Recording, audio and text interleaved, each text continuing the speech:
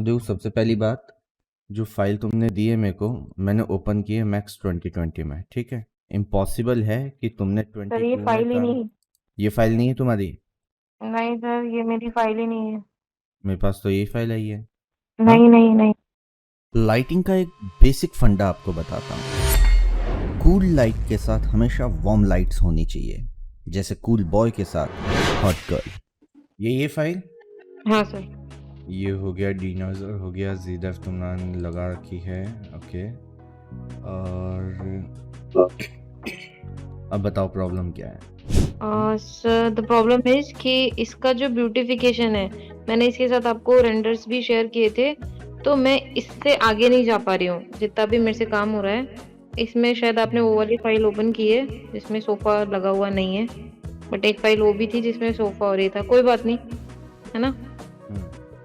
देखो क्या है कि ब्यूटिफिकेशन की अगर हम बात करें, तो ब्यूटिफिकेशन के नाम पर मुझे ये पहले एक चीज़ बताओ, यहाँ पर ये सीढ़ियों के पर मटेरियल क्या रहेगा? ग्रे, ग्रे कलर की नहीं सीढ़ियाँ सर, रहेगी। तो नहीं ब्राउन कलर की। मतलब मैंने इसमें वुडन टेक्सचर दे रखा है फिलहाल तो। और ये वुडन टेक्सचर आया नहीं मेरे पास, देखो मिसिंग है। हाँ बट मैंने आर्काइव करके रिसोर्सेज को एक जगह करके फिर सेंड देखो किया था। देखो क्या होता है, आर्काइव करने से पहले ये शिफ्ट की हाँ। करके देखो कि यहाँ पर ओके लिखा आ रहा है या नहीं। अगर यहाँ तुम्हें फाउंड या फिर फाइल मिसिंग लिखा आ रहा है और फिर अगर तुम आर्काइव कर रही हो, तो उससे कोई हम्म। फ़ायदा नहीं है, टेक्सचर आएगा नहीं। अगर टेक्सचर सब ओके लिखा आ रहा है देन आर्काइव कर रही हम्म। हो, तो वो मिलेगा आर्काइव में, अदरवाइज वो मिसिंग हो जाएगा। ठीक है, पहली चीज़। ठीक है सर। ओके। दूसरी चीज़, ब्यूटिफिकेशन की अगर हम बात करते हैं, हम पर्टिकुलर इस एंगल की बात करते हैं, तो एंगल तो ठीक है, कैमरा जो तुमने लगाया है वो ठीक है, हम्म। लेकिन ये कैमरा क्या है, बहुत ही ज़्यादा कॉन्ट्रैक्ट टाइप का लग रहा है। मतलब बहुत ज़्यादा एक माचिस का पैकेट होता है ना, एक 4x4 का स्क्वायर कमरा, वैसा लग रहा है। मतलब ह्यूज वो स्पेस नहीं दिखाई दे रहा हमें। ठीक है, क्योंकि ओके। ऑब्वियसली बंगलो है, डबल हाइटेड एरिया है, तो हमें एक ह्यूज स्पेस दिखना चाहिए, फीलिंग वो आनी चाहिए कि यार उसका एक बहुत बढ़िया स्पेस है। क्लाइंट को जब तक ये नहीं लगेगा कि उसका घर स्पेसियस है, इंटीरियर हम्म। मतलब आंखों को अच्छा नहीं लग रहा, तब तक उसे समझ नहीं आएगा, है ना। वही वाली बात है, एक छोटी सी जगह पर हम कितना ही ब्यूटिफिकेशन कर ले, कितना ही अच्छा कर ले, वो अजीब ही लगेगा। ऐसा लगेगा ज़रूर से ज़्यादा भर दिया है, ये देखो इतना नज़दीक ये डाल दिया, ये डाल दिया। इसमें सोफ़े नहीं है, अगर हमने सोफ़ाज लगा दिए तो मेरे हिसाब से और ज़्यादा ये कंजस्टेड हो जाएगा एरिया। तो हाँ हमें सर। क्या करना है, जगह तो यही है, लेकिन हमें इसे प्रेजेंट करने का तरीका, हमारा कैमरा, जो कैमरा है उसका जो फोकल लेंथ है, हमें वो चेंज करनी है। ये फोकल लेंथ दे रखी है 1200, और ये ठीक है, विंगेट, ठीक है। ये मुझे नहीं पता तुमने कहाँ से फाइल और कहाँ से कैमरा उठा के मर्ज किया है या कैसे यूज़ किया है। बाकी अगर मैं यूनिट सेटअप भी देखूँ तो नॉर्मल है, ठीक है। यूनिट सेटअप में मिलीमीटर में, ओके। एक्चुअल में ये मिलीमीटर में तुम्हारी फाइल थी या तो, या फिर मेरा मैक्स ऑलरेडी मिलीमीटर में था पहले से, इस वजह से कुछ यूनिट में इश्यूज हो सकता है, ठीक है, वैल्यूज़ में या जो फ़र्क आया था। ठीक है, अब बात आती है, फिल्म गेट हमारा बाय डिफ़ॉल्ट रहता है 36 mm, ठीक है। और आती है हमारी बात फिल्म लेंथ की, ठीक है, जो हमारी फोकल लेंथ है, फिल्म के बाद फोकल लेंथ। फोकल लेंथ जो स्टैंडर्ड हमारे आईज़ का रहता है वो 40 to 45 या 35 to 45 रहता है, 35 to 45, ठीक है। जैसे जैसे फोकल लेंथ हमारी कम होती जाती है, हमें एरिया वाइड और बड़ा दिखाई देना स्टार्ट होता है। अब इसमें एक और चीज़ आपको ध्यान रखनी है कि व्यू पोर्ट अगर आपका वाइड हो रहा है, ठीक है, तो यहाँ से मैं लेआउट ले लेता हूँ एक बार, लेआउट 2, ठीक है। एक को मैंने कैमरा कर दिया शिफ्ट F, ठीक है, और एक को मैंने पर्सपेक्टिव कर दिया ताकि मैं काम कर सकूँ इजीली। रायता तो बहुत फैलाया तुमने, चलो मैं इस ऑब्जेक्ट को सेलेक्ट करता हूँ, Z दबाता हूँ, तो मैं पास में आ जाऊँगा कहाँ मुझे काम करना है, ठीक है। अब बेसिकली मुझे देखना ये है कि इस कैमरे का टारगेट कहाँ है, ठीक है। तो select camera target, top view में हम देख लेते हैं ये टारगेट। सर ये आप नया कैमरा प्लेस कर रहे हैं? नहीं, तुम्हारे कैमरे को ही देख रहा हूँ। अच्छा ठीक है, टारगेट देखो, एक तो सबसे पहली चीज़ कि तुम्हारा टारगेट जो है वो इंटीरियर के बाहर ही है, ठीक है। ये मैं नहीं चाहता कभी भी। हमें करना ये है कि हमारा जो टारगेट है वो कहाँ रहे, जहाँ हमारा सीन है या जिस एरिया को हमें सबसे अच्छे से दिखाना है, ठीक है, या फिर जिधर हमें फोकस रखना है। तो मैंने ये सेंटर में फोकस रख लिया, ठीक है, कि यहाँ से आसपास का सब एरिया मुझे अच्छे से दिखाई दे जाएगा। मैं वापस कैमरा सेलेक्ट कर लेता हूँ और अब देख लेता हूँ, बिल्कुल यही कैमरा है मेरा। मैं कैमरे को क्या करता हूँ, अंदर ले लेता हूँ, ठीक है। अब यहाँ मेरी दीवारें और उसकी क्या बोलते हैं कैमरा क्लिपिंग की रिक्वायरमेंट ही नहीं है, ठीक है। जैसे कि तुमने दे रखा है इसमें कैमरा क्लिपिंग, ये देखो लाल लाइन जो हमारी दिखाई दे रही है कैमरे की, ये कैमरा क्लिपिंग है। यहाँ तक क्या हो रहा है, कैमरा क्लिप हो रहा है, कट रहा है सीन। तो मुझे वो क्लिपिंग चाहिए ही नहीं, तो हम इस क्लिपिंग को क्या करें, बंद कर देते हैं, ठीक है, क्योंकि मुझे तो पूरा ही सीन दिखाना है, ठीक है। अब मच बेटर है, हमारी सीढ़ियाँ भी पूरी दिखने लगी, हमारी स्टेयर्स भी दिखने लगी, ऊपर की छत तक आने लग गया, वो पहले चिड़ियाँ दिख ही नहीं रही थी, ठीक है। और स्पेस भी अब मुझे थोड़ा बड़ा दिखने लग गया, पहले एकदम छोटा सा स्पेस लग रहा था, अब मुझे स्पेस भी बड़ा लगने लग गया इसमें। और इसमें मेरे को हाइट में भी वेरिएशंस दिखने लग गए, जबकि इनिशियल जो हमारी पहले वाली फाइल थी उसमें हमें वो वेरिएशंस दिख ही नहीं रहे थे, ठीक है। तो सर ये कैमरा मतलब अपने को क्लिपिंग की वजह से ऐसा दिख रहा था या कैमरा की जो एंगल था उसकी वजह से?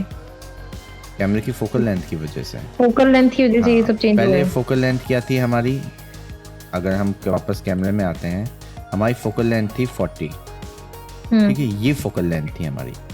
मैंने इसे थोड़ा सा डिस्टॉर्टेड कर दिया, वाइड कर दिया, और पोजीशन मैंने थोड़ी सी एडजस्ट कर दी। टारगेट जो हमारा बाहर जा रहा था उसे हमने अंदर दिया है। और प्रॉब्लम ये है कि 18 करने से ये थोड़ी सी खिंची खिंची सी डिस्टॉर्टेड दिखाई देती है, ठीक है। तो हमें देखना ये है कि कहाँ तक हम मैनेज कर सकते हैं, कहाँ तक हमें ज़्यादा ख़राब या डिस्टॉर्टेड चीज़ें नहीं दिखेगी, उतनी हम फोकल लेंथ पर आकर रुक सकते हैं, ठीक है। 22 मुझे लग रहा है कि ठीक है। एक क्वेश्चन सर, अगर है ना इसमें फोकल लेंथ को हम छेड़ते हैं और फिर अगर कैमरा पीछे हो, जैसे अभी तो आपका कैमरा इनसाइड में, तो फिर वो वॉल से भी दिखने लग जाती है साइड में, तब हम कैमरा क्लिपिंग यूज़ करते हैं, ठीक है। अब जैसे दीवार आ गई, हाँ, अब मेरे को ज़रूरत है तो मैं कैमरा क्लिपिंग यूज़ करूँगा। तो फिर इसमें फोकल लेंथ भी वर्क करेगा?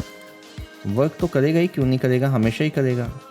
अब देखो जैसे अभी आपने फोकल लेंथ इसकी ये ले रखी है, हाँ, और मेरे को मान लो सपोज कि कैमरा थोड़ा पीछे से लगाना है, हाँ। जैसे अभी तो यहाँ पे रिक्वायरमेंट नहीं है। मेरे को एक बात बताओ, हम कैमरा पीछे और आगे क्यों करते हैं, ताकि हमें जो चीज़ दिखानी है, हमें जो एरिया दिखाना है वो दिख सके, ठीक है। अभी मेरे को ये सब दिख रहा है, सब दिख रहा है। अब मुझे इसे पीछे और क्यों लेना है, पहले मेरे को रीजन समझाओ, किस कंडीशन में हमें इसे और पीछे लेने की जरूरत जैसे पड़ेगी? बाथरूम होता है, बाथरूम का एंगल बहुत छोटा होता है, तो फिर उसमें वो सब चीजें दिख नहीं पाती है। तो उसमें हम कैमरा क्लिपिंग यूज करते हैं, कैमरे को हम वॉल से बाहर ले जाते हैं। मान लो जैसे ये यहाँ है, दीवार आ गई अब हमारी, ठीक है। मेरे को ये एंगल लेना था, ठीक है, और ये मैंने पीछे किया, अब दीवार आ गई। अब क्या करूँगा, अब कैमरा क्लिपिंग यूज करूँगा, और क्या करूँगा, ये बस क्लिप कर दिया, हो गया, काम खत्म। अब इसकी फोकल लेंथ छेड़ेंगे तो फिर फोकल लेंथ अब छेड़ दो, कहाँ दिक्कत है। अब मुझे लगता है बहुत ज़्यादा खाली स्पेस दिख रहा है, इतना नहीं दिखना चाहिए, तो हम इसे छेड़ लेंगे। हमें लगता है इसे और थोड़ा सा नियर बाई जाना चाहिए, 28, इसे हम 30 ले लेते, 32, ठीक है, ये हम यूज़ कर सकते हैं। तो मतलब फोकल लेंथ, कैमरा क्लिप, ये सब डिपेंड करती है कि हमें दिखाना क्या है और हम कितना विजुलाइज कर रहे हैं, हमारा एंगल क्या है, उन चीज़ों पे डिपेंड करेगा। कोई एक चीज़ फिक्स नहीं कर सकते अपन, ठीक है। इस एंगल में मुझे लगता है ये ज़्यादा परफेक्ट है, ठीक है। Okay sir. और इस एंगल में मुझे लगता है ये ज़्यादा परफेक्ट है, दिखने में सही लग रहा है। तो कैमराज आपके व्यूज़ एंगल्स आपको जैसे जैसे अच्छे लगने लगेंगे, जैसे जैसे आपको समझ में आने लगेगा, वैसे वैसे ये चीज़ें अच्छी हो जाएगी।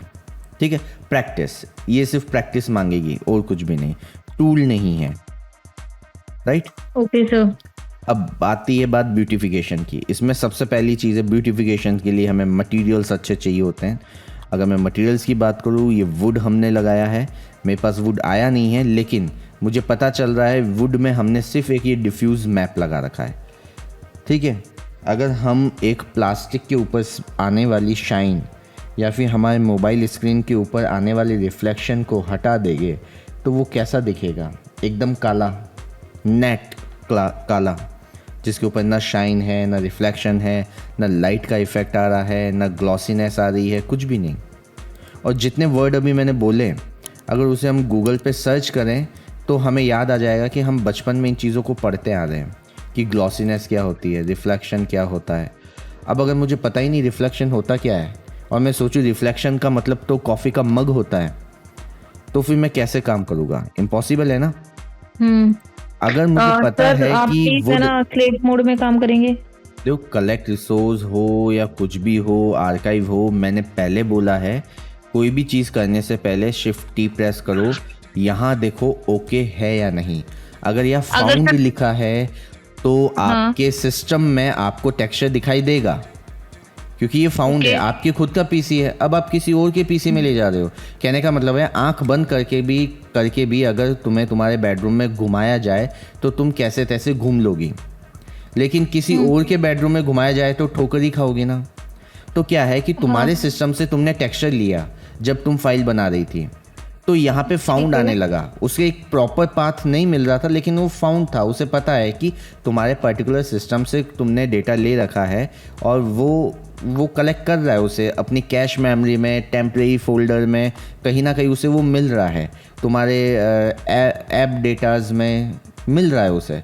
लेकिन जैसे ही तुमने किसी और सिस्टम पे ले जाने की कोशिश की फाइल को, तो वो उसका कलेक्ट नहीं कर पाया।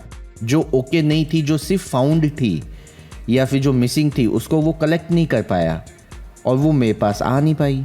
अगर वो ओके होती और फिर तुम रिसोर्स कलेक्ट करती या फिर फोल्डर यहाँ से जो तुम कह रही हो कि रिसोर्स कलेक्ट करती, ठीक है, हाँ है ना, यही से किया तुमने, हाँ है ना। अगर तुम यहाँ से रिसोर्स कलेक्ट करती और यहाँ रिसोर्सेज ओके लिखा आता तो 100% वो उसे कलेक्ट कर लेता, पर यहाँ ओके नहीं था, या फाउंड था। और तुम्हारे सिस्टम पे तो दिखेगा ही, क्योंकि तुम्हारे सिस्टम की टेम्परेरी फोल्डर है, कैश बनती है और ऐप डेटा में डेटाज कलेक्ट होते हैं, तो बहुत जगह डेटा कलेक्ट होते हैं, कहीं ना कहीं उससे मिल रहा था, पर मेरे सिस्टम में कुछ नहीं मिल रहा उसको उससे रिलेटेड, इसलिए मिसिंग हो गया। तो ओके करो पहले, रिसोर्स एसेट ट्रैकर में रिसोर्सेज को ओके करो, देन उसका क्या बनाओ, आर्काइव या फिर रिसोर्स कलेक्टर। Okay clear. अब दूसरी बात, अब जब ये तुमने लगाया है तो इसमें एकदम फ्लैट मटेरियल है। अगर मैं नेट पर जाऊं और सर्च करूं, अगर तुमने ये लकड़ी की बनाई है स्टेयर्स, तो पता है कौन सा वुड होता है? 2-3 तरीके के वुड होते हैं।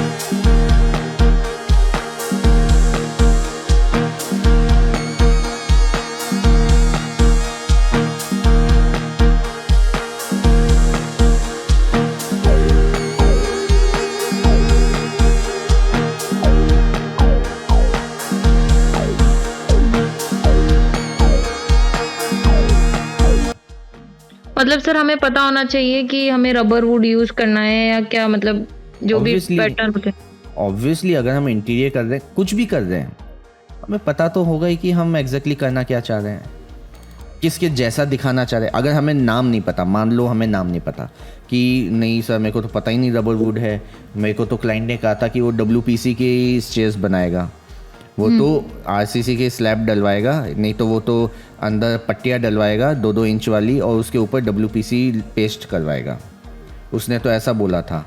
अब क्या करूं? कोई बात नहीं, नहीं पता है तो क्लाइंट से रेफरेंस मांग लो कि सर WPC का लगेगा, किस टाइप का लगेगा सर, कोई रेफरेंस दे दो या सर कोई रेफरेंस बता दो। और मान लो उसने ये रेफरेंस दे दिया तो समझ में आ गया ना इस इमेज को देखकर कि कैसा होगा। ठीक है, इस पे उतना रिफ्लेक्शन नहीं होगा लेकिन ग्लॉसी फिनिश होगा। तो ग्लॉसी फिनिश के लिए हमें पता है क्या करना है। रिफ्लेक्शन हमें ज़्यादा नहीं चाहिए लेकिन देना पड़ेगा अगर हमें ग्लॉसी फिनिश चाहिए तो। अब ग्लॉसी फिनिश कैसे आएगा? अभी क्या आ रहा है, ये प्योरली रिफ्लेक्टिव है, हाई रिफ्लेक्शन आ रहा है इसमें। ठीक है, ये मैंने देखो स्लॉट बड़ा किया, ये भी हाई रिफ्लेक्शन आ रहा है, एकदम शार्प। लेकिन जो रेफरेंस हम देख रहे हैं इसमें ऐसा कोई शार्प रिफ्लेक्शन नहीं है, लेकिन ग्लॉसी फिनिश है। ये देखो लाइट के इफेक्ट दिखाई दे रहे कॉर्नर एजेस पर, तो वो अब स्मूथ करना है तो ये मैंने ग्लॉसी फिनिश कर दिया। 6.5 हो गया शाइनी। थोड़ा सा और मैंने इफेक्ट बढ़ा दिया, दिख रहा है? हाँ सर। हो गया शाइनी। मुझे लगता है नॉइज़ी ज़्यादा है तो हम डिनॉइज़र यूज़ कर लेंगे तो नॉइज़ी कम हो जाएगा, और नहीं तो मुझे लगता है और ज़्यादा ग्लॉसी होना चाहिए तो मैंने इसको और कम ग्लॉसी कर दिया, मतलब वैल्यू कम कर दी तो ग्लॉसी फिनिश आ गई। नहीं तो ये कैसा था, अभी तक फ्लैट था, अब ये ग्लॉसी फिनिश में आ गया। अब मैंने इसे 0 कर दिया, ये वापस फ्लैट हो गया, देखो इस पे ही फ्लैट हो गया। शाइन दी, ये देखो अच्छा लगने लग गया, ये फ्लैट हो गया, ये अच्छा लगने लग गया लाइट के अंदर है, कुछ अच्छी जगह पर है। तो ये आइडिया होना चाहिए, हमें पता होना चाहिए। जब तक हमें ये चीज़ें पता नहीं होगी, जब तक हमारे पास कोई रेफरेंस नहीं होगा, अगर हमें पता नहीं है तो कोई रेफरेंस होगा तब पता चलेगा। अब ये देखो वुड अच्छी लग रही है, अगर मैं वही इसे हटा दूं तो हमें वुड एकदम बेकार सी लगेगी, एकदम सपाट। तो ये चीज़ें, ये प्रॉपर्टीज़ हमें डालनी पड़ेगी तभी ये चीज़ अच्छी लगेगी। अगर हम बात करें तो हमारे पास यहाँ पर कोट पैरामीटर्स भी होते हैं, वीरे में, वीरे 5 में भी मिलता है। ठीक है, मुझे लगता है इसमें हल्का सा वार्म शेड आएगा जब भी कोटिंग आएगी, जो होती है पॉलिश होती है कोटिंग एक तरीके से। ठीक है, मैंने 0.8 दे दिया। ठीक है, 0.8 ज़्यादा लग रहा है, 0.6। और कोट ग्लॉसीनेस भी मैं हल्की सी ब्लरिश कर देता हूँ। ये देखो सर ये किस चीज के लिए होते हैं, मतलब ये कोट आ गई ना हल्की सी, देखो ये इस कलर की वार्मनेस आ गई। मेरे को पर्पल वार्मनेस चाहिए, इसमें देखो कलर में पर्पलनेस आ गई, एक टिंट इफेक्ट आ गया। ओके। ग्रीन है तो ये देखो ग्रीनिश हो गई। मतलब तो ये ऑब्जेक्ट का क्या है, चेंज रिफ्लेक्शन हो रहा है ना, बेसिकली ये इसका कलर चेंज हो रहा है। फाइन। तो इसीलिए ना हमने वाइट नहीं डाला, हमने वो ही शेड यूज किया जो वुड में जाना चाहिए था। ओके। ठीक है, क्योंकि क्या है कि अगर मैं रिफ्लेक्शन लेता हूँ, जैसे मैंने रिफ्लेक्शन लिया, ये रिफ्लेक्शन ले लिया, ओके मैंने बहुत ज़्यादा ले लिया और ये मैंने कर दिया 0.8, सॉरी 0.8।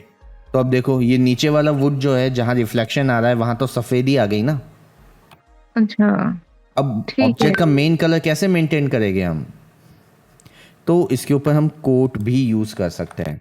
फिर कोट कैसा यूज़ कर लो, जो आपका वुड का कलर आता है, पिक कर लो वुड डायरेक्ट कि भैया इस शेड का वुड आना चाहिए था, तो ये अलग से कोट आ गया इसके ऊपर। जो हमारा टेक्सचर था, कलर था, वो आने लग गया। ये देखो व्यू पोर्ट पे जो शेड आ रहा है वो अब यहाँ स्लॉट पे भी आ रहा है, तो ये रेंडर में भी यही शेड देगा आपको। तो ये कोट है हमारे पास, रिफ्लेक्शन है हमारे पास, डिफ्यूज़ है हमारे पास। इन चीज़ों को यूज़ करके ऑब्जेक्ट को बनाना है, मटेरियल को बनाना है। जितना प्यारा मटेरियल बनेगा उतना वो हमें रियलिस्टिक लगेगा, वो फ्लैट नहीं लगेगा। और उसके लिए हमें रिसर्च करना ज़रूरी है, रेफरेंसेस देखना ज़रूरी है, उसमें वो चीज़ कैसे आ सकती है वो सोचना हमें ज़रूरी है, ट्यूटोरियल्स देखना ज़रूरी है मटेरियल्स के। ठीक है, मटेरियल हुआ, कैमरा एंगल हुआ। अब बात आती है हमारे रेंडर सेटिंग को लेकर। तो हमें डीनॉइजर यूज़ करना है और कोई एलिमेंट एक्स्ट्रा हमें यूज़ करने की ज़रूरत नहीं है। ZDEF ऐड करना चाहते हो तो करो, लेकिन पहले मेरे को ये बताओ ZDEF तुमने ऐड किया है, ZDEF से होता क्या है? सर जो एजेस और ये सब दिखती है क्लियर जेड डेप्थ से। अब बोल दो नहीं पता सर, मैंने नहीं ऐड किया इसमें। नहीं नहीं सर, मैंने ही बनाई है ये फाइल। अरे तो जी डेफ्ट क्यों ऐड किया? एजेस कौन सी क्लियर दिखती है जी डेफ्ट और से? सर जो कॉर्नर्स होते हैं ना वो मतलब सही दिखते हैं उससे, ब्लर नहीं दिखता, आर्टिफिशियल नहीं लगता है थोड़ा, बस इतना मेरे को पता है। किसने बताया?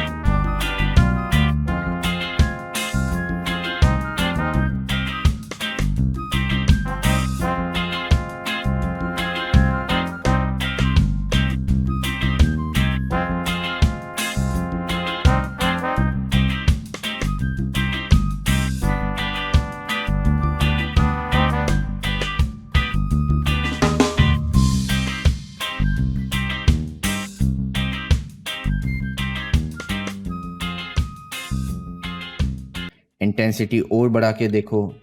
यहाँ बिजली का बिल नहीं आता है, इंटेंसिटी बढ़ाओ। नहीं आ रही है तो भी बढ़ाओ।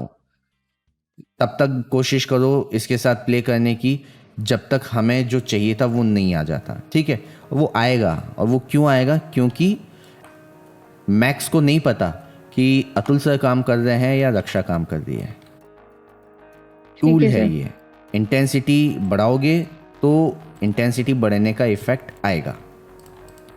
हो सकता है कम आ रहा हो, हमें ज़्यादा बढ़ाने की ज़रूरत हो तो बढ़ा लो, कोई फ़र्क नहीं पड़ेगा।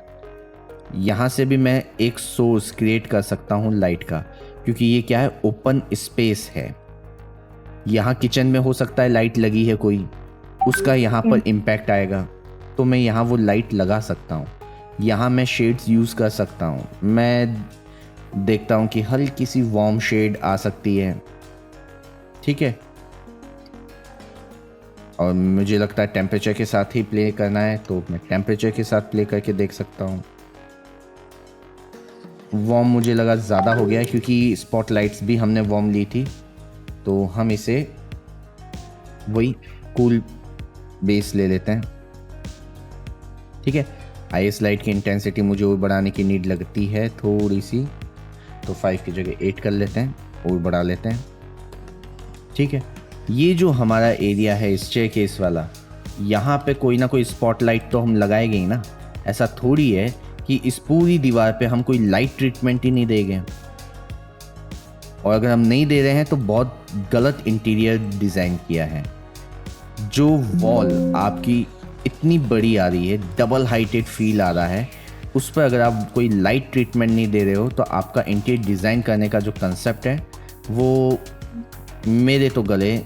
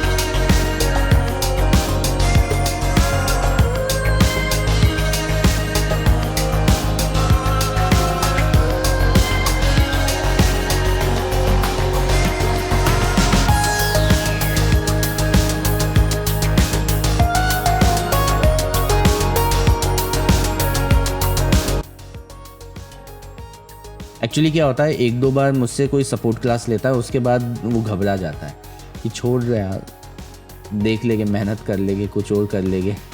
बहुत डांटते हैं सर। सर मैं, आपको पता है मैं पिछले कितने साल से आपसे सीख रही हूँ, तो मैं नहीं छोड़ने वाली, सीखूंगी बस। और प्रॉब्लम ये है कि उसके बाद भी तुम ये छोटी छोटी चीज़ें जो कितनी बार बताइए यार, क्यों नहीं। मुझे एक बार बताओ यार, इसमें क्या था।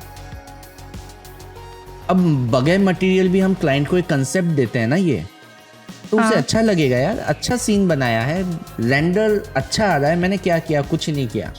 Proper lighting, proper angle, proper position, मतलब कंसेप्ट ही तो जनरेट करना है हमें एक अच्छा सा, एक विजुअल अच्छा सा बनाओ। मतलब विजुअल बनाने के लिए विजुअल देखना, एज्यूम करना, विजुलाइज करना, माइंड में एक इमेज होना ज़्यादा ज़रूरी है ना, ठीक है। डांटो आप। चलो आज की सपोर्ट क्लास खत्म, ठीक है। Okay sir. Okay bye. Sir एक हाँ? एक क्वेश्चन, क्या? आपने ये जो उसमें सेट किया था ना वाइट करने के लिए, हाँ, तो ये वापस से हटाना होगा ये हटाना है तो ये ओवरराइड ऑन तो किया था, इसे ऑफ कर दो, बस। ठीक है, बस ऑफ कर दो। Okay sir. अब तुम्हारा जो यहाँ मटेरियल लगा हुआ था जैसा था वो सब दिखना स्टार्ट हो जाएगा। फिर से मैं प्रीव्यू कर रहा हूँ, ओके सर। हो गया। ओके। अब तुम्हारे मटेरियल पर सारा काम दामोदर है। यहाँ तुमने जो मटेरियल लगा रखा है उसे तुम्हें थोड़ा कंट्रोल करना है, सही करना है, ठीक है। अब तुम्हें अपने मटेरियल को कंट्रोल करना है ऑब्वियसली। शेडिंग हम पहले कर लेते हैं, मॉडलिंग कर लेते हैं, देन हम मटेरियल पे काम करते हैं और इन मटेरियल्स को हम कंट्रोल करते हैं, ठीक है। क्योंकि इस ऑब्जेक्ट पर ठीक है, यहाँ या तो हमारा वाइट कलर कुछ अजीब सा लग रहा होगा, सही नहीं लग रहा होगा, या उसके ऊपर कुछ और अजीब सी चीज़ें दे रखी होगी, तो सारा मटेरियल पर प्ले करना है तुम्हें, ठीक है। Okay sir. Thank you okay, sir. ठीक है। हाँ, एक्सपोजर अगर हाईली एक्सपोजर यहाँ पर जनरेट हो रहा है हमारे पास, तो हम यहाँ पर कंट्रोल कर सकते हैं एक्सपोजर, ठीक है। हम बर्ननेस को कंट्रोल कर सकते हैं, ठीक है। हम्म। लेकिन इससे क्या है कि हमारी कॉन्ट्रास्ट जो है सीन की वो भी जाती है, ठीक है। तो उसे थोड़ा सा मेंटेन करना पड़ेगा, मैनेज करना पड़ेगा। तो जो हमने किया था उसे हम लेके चल सकते हैं, पर मटेरियल पे अभी बहुत ज़्यादा काम करना बाकी है, जो करना चाहिए मेरे हिसाब से। ठीक है ओके, सर। ओके। चलो, okay, bye. Thank you. Okay, bye. Bye.